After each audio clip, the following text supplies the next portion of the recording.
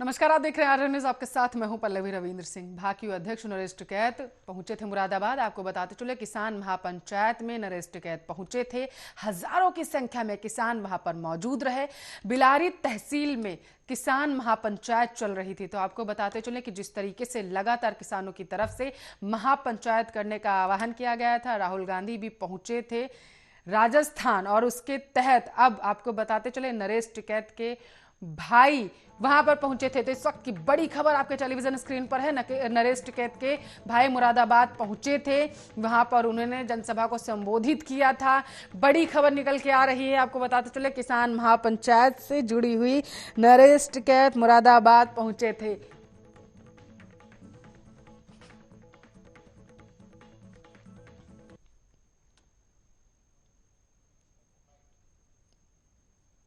पंचायतों किसान समस्या है, उसके समाधान की बात कर रहे हैं। अपना परिवार है, इकट्ठा हो रहा। 32 साल तक 33 साल तक किसान, यहाँ के किसान टिकैत साहब के भी साथ रहे, तो अपना परिवार है। अपने परिवार में तो आना तो पड़ेगा। चलिए बात करते हैं हापुड़ की। हापुड़ में अपराध पर अंकुश लगाने के लिए पुलिस कप्तान नीरज कुमार जादौन ने पुलिस कर्मियों के साथ बैठक की थी। साथ ही सभी थानों ने निर्धारित संख्या में बुलाया गया आरक्षितों की बीट बुक का अवलोकन किया है। आपको बताते चले पुलिस कर्मियों को आवश्यक दिशा निर्देश भी थानाध्यक्ष की तरफ से दिए गए।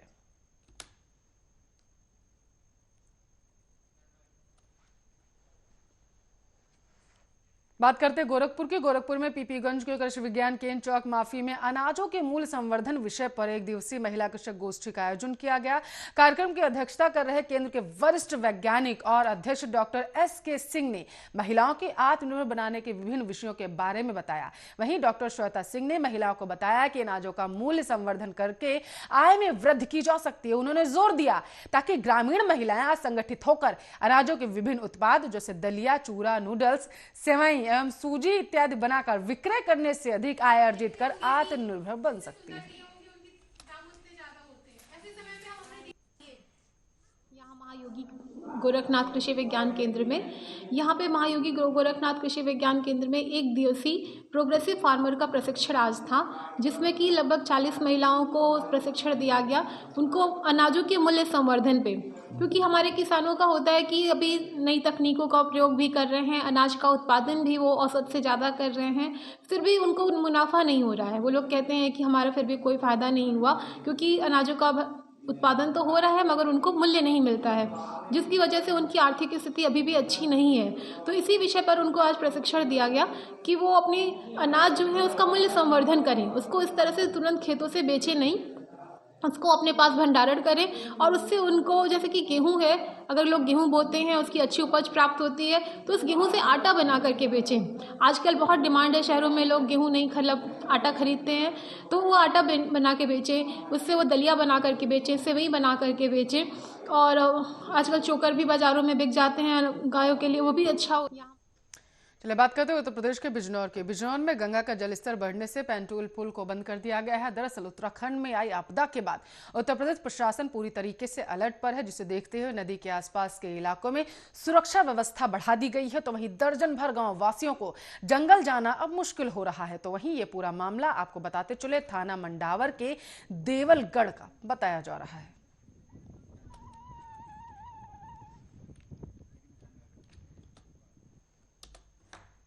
रुक करते हैं बुलंदशहर का। बुलंदशहर में बदमाशों के हौसले बुलंद नजर आ रहे हैं। बदमाशों ने छात्रा का मोबाइल छीना। सीसीटीवी में यह पूरी वारदात कैद हो गई है। इस वक्त की बड़ी खबर आर्या न्यूज के जरिए आपके टेलीविजन स्क्रीन पर है।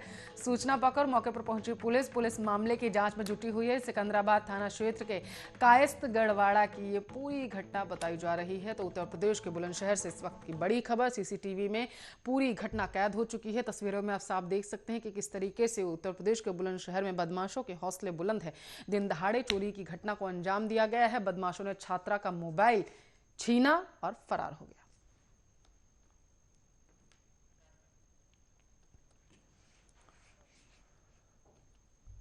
तो वहीं गोरखपुर से एक चौंका देने वाला मामला सामने आया है, जहां एक बस परिचालक अपने बच्चे को गोद में लेकर नौकरी करने को मजबूर है। मृतक आश्रित कोटे से 4 साल पहले बस परिचालक की नौकरी पाने वाली शिप्रा दीक्षित, आपको बताते चले, 5 माह के मासूम को गोद में लेकर गोरखपुर से पडरौना के बीच हर रोज 165 किलोमीटर बस में सफर करने के साथ टिकट काटने को मजबूर है। दरअसल उत्तर प्रदेश परिवहन निगम गोरखपुर के सहायक क्षेत्रीय प्रबंधक के तिवारी ने कहा कि परिचालक का काम परिचालन काम करना होता है। उनके यहाँ 6 माह का प्रसूति अवकाश मिलता है और वो 6 माह गुजार चुके हैं। उन्होंने बताया है कि उनके यहाँ चाइल्ड केयर लीव का प्रावधान नहीं है।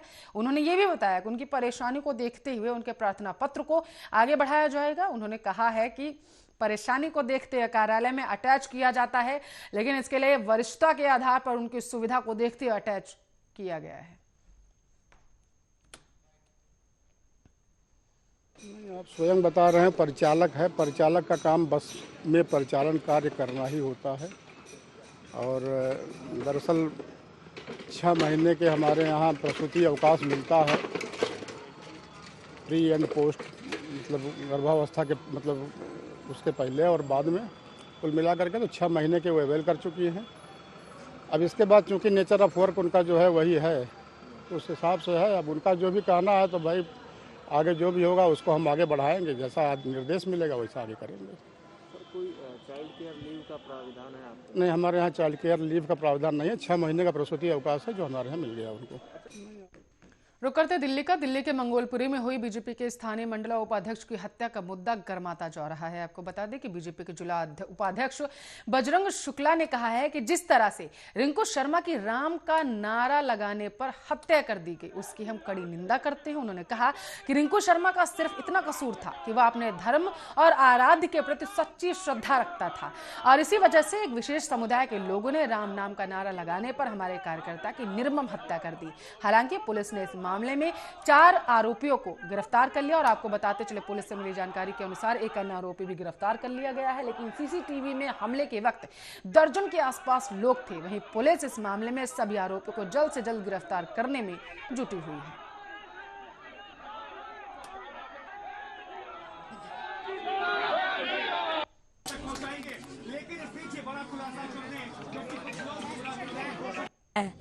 और बहुत अच्छा मेरा बेटा था, मुझे इंसाफ चाहिए।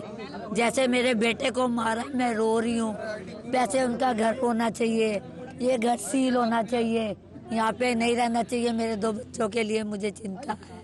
हम 5 को मारने आए थे, सिलेंडर तक खोला मेरे घर का, वो तो मैंने खींच लिया।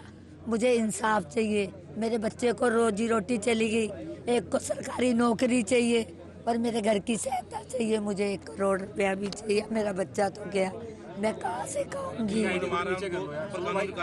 कार्रवाई उनको भी फांसी दी जाए, वो भी रोए मेरी तरह, जैसे मेरे लाल को मारा है। मेरा लाल मुझे रोते हुए देख के भी कह रहा, मम्मी जय श्री राम, बस चला गया बोल के। दम तोड़ने से पहले ये बात उन्होंने कही। हाँ, मेरे को कह के, रिंकू शर्मा मेरे को कह के गया, मैं यहाँ रो रही थी, बेटा मम्मी जय श्री राम, बस। पश्चिम बंगाल में इस साल होने वाले विधानसभा चुनाव से पहले तृणमूल कांग्रेस की प्रमुख और मुख्यमंत्री ममता बनर्जी को लगातार राजनीतिक झटके लग रहे हैं। पिछले कुछ दिनों से लगातार टीएमसी नेता पार्टी छोड़कर बीजेपी में शामिल हो रहे हैं। इसी क्रम में तृणमूल कांग्रेस से राज्यसभा सांसद और पूर्व केंद्रीय मंत्री दिनेश त्रिवेदी ने राज्यसभा में बजट पर चर्चा के दौरान अपने इस्तीफे का ऐलान कर दिया। एक रिपोर्ट देखिए आप।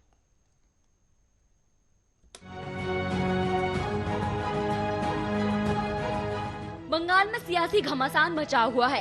तोड़ गठजोड़ की राजनीति अपने चरम पर है। एक तरफ जहां बीजेपी ममता सरकार पर आरोप लगाए जा रही है, वहीं दूसरी तरफ टीएमसी में फूट डालकर उनके नेताओं को अपने खेमे में मिलाने का काम कर रही है। अमित शाह की फूट डालो राजनीति करो की नीति बंगाल में भी अपने चरम पर है। एक एक करके बंगाल में अपना वजूद तलाशने में जुटी बीजेपी टीएमसी के नामी गिनामी चेहरों को अपने में मिलाने की कोशिश कर रही है।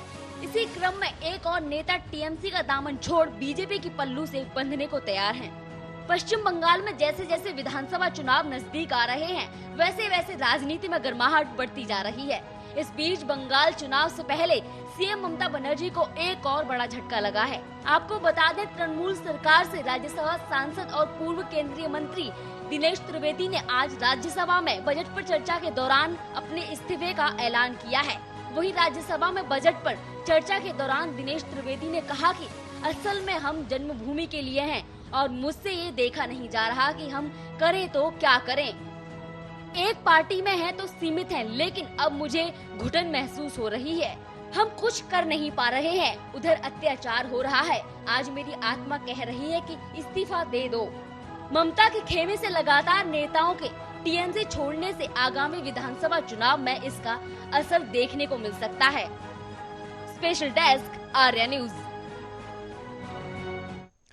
चीन अब जितने भी J-20 फाइटर जेट बना रहा है उसमें वह खुद के विकसित इंजन का उपयोग कर रहा है। बीजिंग को लगता है कि उसका बनाया J-20 हर मोर्चे पर रफाल के खिलाफ शक्तिशाली साबित हो सकता है। हालांकि ये बात अलग है कि चीन का J-20 और पाकिस्तान का JF-17 हमें रफाल के आगे कुछ भी नहीं। एक रिपोर्ट देखिए आप।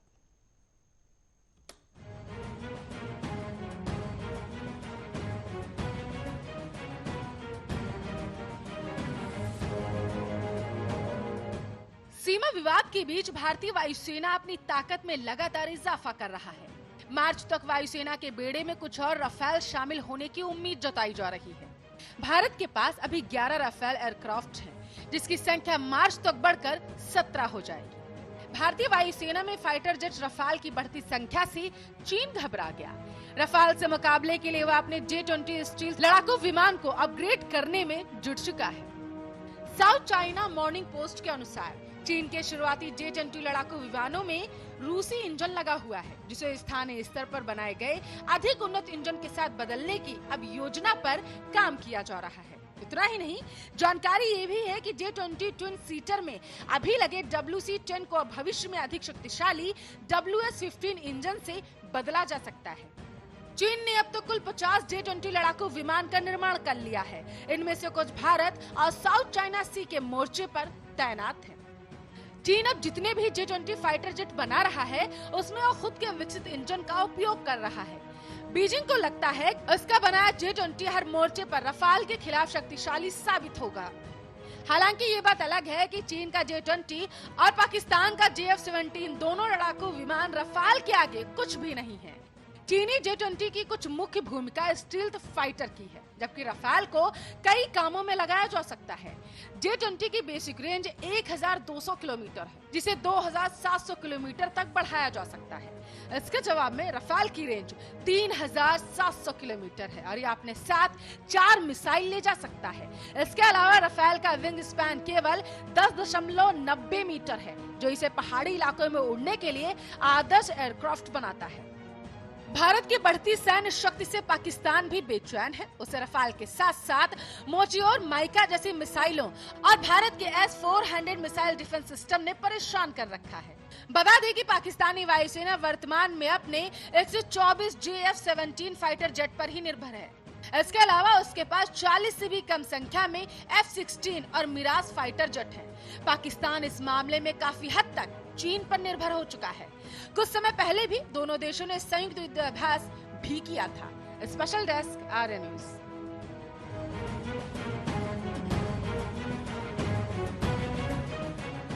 प्रधानमंत्री मोदी के आंदोलनजीवी वाले बयान पर आम आदमी पार्टी के राज्यसभा सांसद संजय सिंह ने निशाना साधा था। संजय सिंह ने कहा था कि आंदोलनजीवी शब्द का इस्तेमाल कर पीएम मोदी ने हिंदुस्तान के लोकतंत्र का मजाक उड़ाया है। पूरा मामला इस रिपोर्ट में।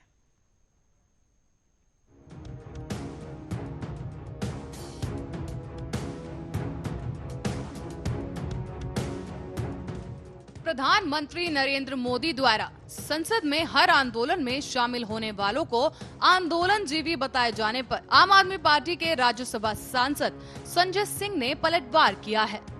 उन्होंने प्रधानमंत्री नरेंद्र मोदी को भाषणजीवी बताया है। आम आदमी पार्टी के कार्यालय में पार्टी कार्यकर्ताओं को संबोधित करते हुए संजय सिंह ने पीएम मोदी पर जबरदस्त जुबानी हमला किया है। उन पर महात्मा गांधी सहित भारतीय स्वतंत्रता सेनानियों का अपमान करने का आरोप लगाया है।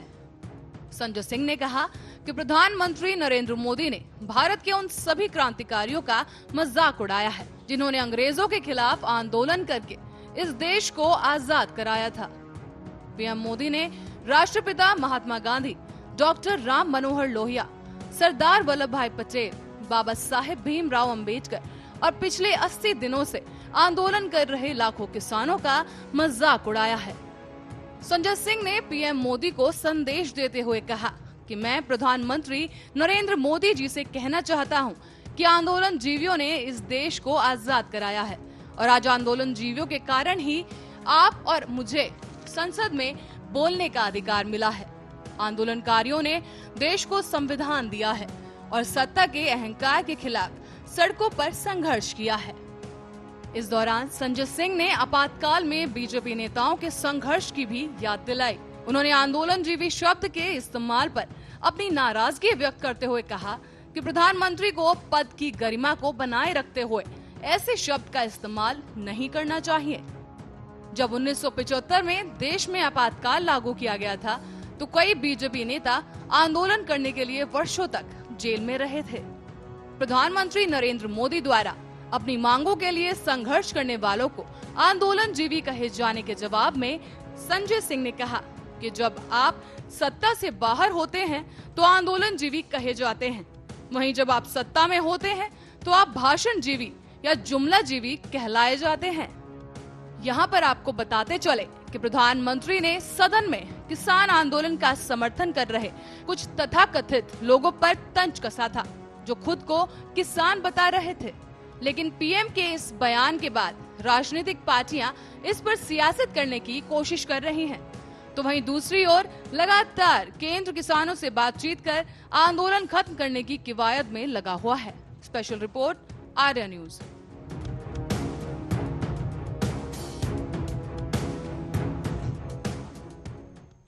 चलिए इसी के साथ इस बुलेटिन में बस इतना ही। देश दुनिया की तमाम खबरों के लिए आप देखते रहिए आर्या न्यूज।